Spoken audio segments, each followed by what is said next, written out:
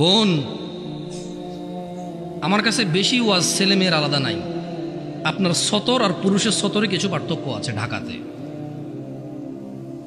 আপনার জন্য অসুস্থ হন আপনি, সেখানে সলাৎ আপনার জন্য নিষিদ্ধ এবং এতে আপনি পরেটার কাফফারা করতে হয় না।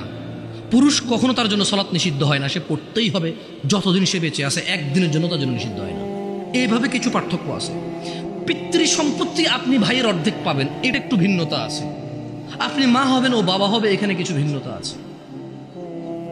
এছাড়া পৃথিবীতে যত আমল ইবাদত আছে পুরুষ মহিলার প্রায় সমান। রুজি রোজগারের জিম্মেদার পুরুষ, মহিলা না। রুজি রোজগারের জিম্মেদার কে? কে কে? গার্মেন্টস কর্মী আমার ওই বোনরা যারা ঘুম থেকে ওঠে সকালবেলা লক্ষ লক্ষ পুরুষের সাথে ধাক্কাধাক্কি করে গার্মেন্টসে কাজ করতে যায়, ওদের কি বাবা নেই? ওদের কি ভাই নেই? কোন পুরুষের সাথে কি ওদের বিয়ে হয়নি? কুলাঙ্গার কি ওই ভাই না? কুলাঙ্গার কি ওই স্বামী না? কুলাঙ্গার কি ওই পুত্র না? যে বেঁচে থাকতে তার বোন, তার মা, তার স্ত্রী কাজ করে তাকে খাওয়াইতে হয়, অথচ তার জিম্মেদারি ছিল না। দোষী কে এ জায়গায়? মেয়ের চাইতে বেশি দোষী এখানে ছেলে। এদেশে মহিলাদের কাছে 10টা টাকা থাকে না ভিক্ষা দেওয়ার জন্য? আপনি দেনই নেই কখনো? আপনি দেনই নেই কখনো? দেশের বহু মহিলার কাছে ভিক্ষা দেওয়ার জন্য 5টা টাকা থাকে না। একটা ফকির আসবে 2 টাকা ভিক্ষা দিব, টাকা নাই তার কাছে, আপনি দেন না তাকে। আর ওর বাপ মরে যাওয়ার আগে ইচ্ছা করে মেয়ে পেয়ে গেলে আরেক বেটার পোলা ভাগ পাবে, মেয়ের জামাই আর নাতিরে তো ভোগ করবে, এই ভয়ে বেঁচে থাকতে ছেলেদের নামে সব জমি লিখে দিয়ে গেছে। জালেম ওই মেয়েটাকে ফকির মিসকিন করে দিল। আর এর ভাই জমি যতক্ষণ আছে এটা ডাইকা ডাইকা খাওয়াবে, মাসে 2 মাসে ঈদে সান্দে জামা কাপড় সেমাই চিনি এগুলো দিতে থাকবে। কেন? জমি দিবে জন্য। এখন ওই বোন চিন্তা করে, আরে যদি আমি সম্পদ নিয়ে আসি, যা একে তো সে ডাবল পাইলো, আমি অর্ধেক পাইলাম, একটুকু যদি নিয়ে আসি, ছেলে মেয়ে স্বামী নিজের দরকারে, বলে যে অংশ আনলে ধ্বংস হয়। তুই অংশ নিয়ে ধ্বংস হস না, ওর অংশ নিয়ে ধ্বংস হবে কেন রে? তোর বাপের অংশ তুই খাবি, তুই ধ্বংস হবি না। তোর বাপের অংশ তোর বোনে খাবে, সে তার বাপের অংশ খাবে, সেখানে ধ্বংস হবে। তোকে যা আল্লাহ নির্ধারণ করে দিয়েছে, নির্ধারক আল্লাহ, এখানে তোর অধিকার রেখেছে আল্লাহ, ওই মেয়ের জন্য অধিকার রেখেছে আল্লাহ। তুই খালি ধ্বংস হবি না, ও খালি ধ্বংস হবে কেন রে? এদেশের বাপ ভাই সবাই প্রায় জুলুম করে মেয়ের প্রতি, স্ত্রীর প্রতি, ইভেন মায়ের প্রতি। প্রায় ছেলেরা তাদের বাপকে যেভাবে ভয় পায়, মাকে সেভাবে ভয় পায় না, প্রায় ছেলেরা। তো আমি বোনদেরকে বলি, শোনো বোন আমার, আমি সলা নিয়ে কথা বলছি, এখানে সব সমান। আমি কুসংস্কার নিয়ে কথা বলেছি, উদাহরণ উদ্ধৃতি দিয়েছি, হারাম হালাল নিয়ে বলেছি, সবার জন্য সমান। আল্লাহ নবী সাল্লাল্লাহু আলাইহি ওয়াসাল্লামের উম্মত মহিলা এবং পুরুষ সবাই। মহিলা এবং পুরুষ যে আল্লাহ নবীকে অনুসরণ করবে সে আল্লাহ নবীর উম্মত। আর আল্লাহ নবী বলেছে, কুল্লু উম্মতি ইয়াদখুলুনাল জান্নাহ, আমার সকল উম্মত জান্নাতে যাবেই যাবে।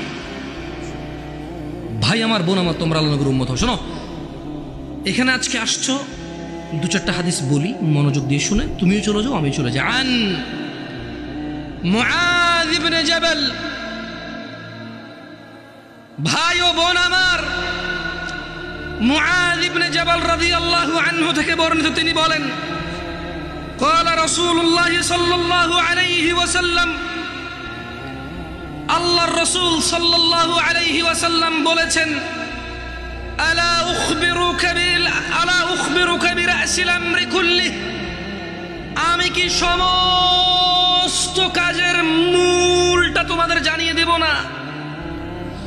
ওয়া আমুদিহি ওয়া যিরওয়াতি সানামিহ, আমি কি তোমাদের সমস্ত কাজের মূল, স্তম্ভ ও সর্বোচ্চ শিখর সম্পর্কে জানিয়ে দেব না? কুলতু বালা ইয়া রাসূলুল্লাহ সাল্লাল্লাহু আলাইহি ওয়াসাল্লাম। মুআয ইবনে জাবাল আল্লাহর রাসূলকে বললেন, ইয়া রাসূলুল্লাহ সাল্লাল্লাহু আলাইহি ওয়াসাল্লাম, জি আপনি আমাকে জানিয়ে দিন সব কাজের মূল কি, স্তম্ভ কি এবং সর্বোচ্চ শিখর কি। তিনি সাল্লাল্লাহু আলাইহি ওয়াসাল্লাম বললেন, রাসুল আমরি আল ইসলাম, রাসুল আমরি আল ইসলাম, সমস্ত কাজের মূল হচ্ছে ইসলাম, সমস্ত কাজের মূল হচ্ছে ইসলাম। ওয়া আমুদুহুস সালাহ, এবং ওর খুঁটি স্তম্ভ হচ্ছে নামাজ।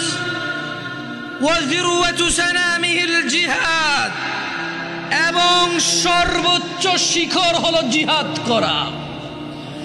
সমস্ত কাজের মূল হচ্ছে ইসলাম। যত কাজ করবে সব কাজ নেকি বলে গণ্য হবে মুসলমানের, এবং এই সকল কাজ নেকি বললে গণ্য হওয়ার পর তা টিকে থাকবে। এটা হচ্ছে ইসলাম। সকল কাজে ইসলামের উপরে আসবে। মুসলমান যত ইবাদত করবে এটা হচ্ছে মুসলমান, ইসলাম। ওয়া আমুদুহুস সালাহ, এটা হচ্ছে সালাহ, আমুদ খুঁটি, যেটা পুরো ইসলামটাকে ধরে রাখে। একজন মানুষ মুসলমান অথচ তার সালাহ নাই, তাহলে তার ইসলামও নাই। খুঁটি নাই, ইসলাম নাই। ইসলাম নাই, কোনো কাজ নাই। যাকাত নাই, হজ নাই, সাদাকা নাই, দানশীলতা নাই। ও করেছে, ও হজে গিয়েছে, ও সাদাকা দিয়েছে, একটাও নেকি বলে গণ্য হবে না। কি নাই? কি নাই? কি নাই? সালাত নাই। আমি বলি সালাত মানে এই খুঁটি না থাকলে, এই খুঁটি না থাকলে ওর ইসলাম নাই। ও মরে গেলে কোনো কাজে আসবে না, ওর ইসলাম খুঁটিবিহীন। আসলে ও মনে করে এটা ইসলাম। সালাত যেহেতু নাই, ওর ধর্মও নাই, দ্বীনও নাই, ঈমানও নাই। ওর শিরক কি, কুফরি কি, ওর জীবনটাই বৃথা, ওর পুরো ইবাদতটাই বৃথা, কারণ ওর খুঁটি